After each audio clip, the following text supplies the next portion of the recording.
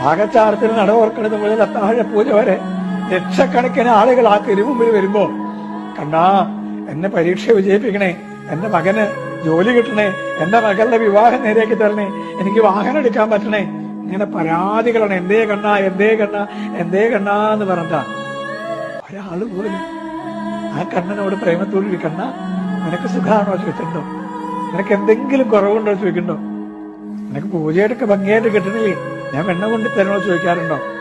കണ്ണന്റെ ഗോപികമാരൊരിക്കലും കണ്ണനോട് ചോദിച്ചിട്ടില്ല, കണ്ണ എനിക്ക് അത് തരുമോ, എനിക്ക് ഇത് തരുമോ, എന്റെ കണ്ണൻ എന്താ വേണ്ടെന്ന് ചോദിച്ചത്.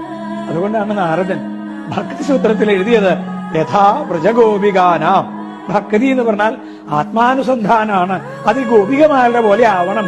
എനിക്ക് ഇന്നത് വേണം ഇന്നത് വേണം എന്ന് തൂമ്പയുടെ പോലെ ഇങ്ങടെ എന്നല്ല.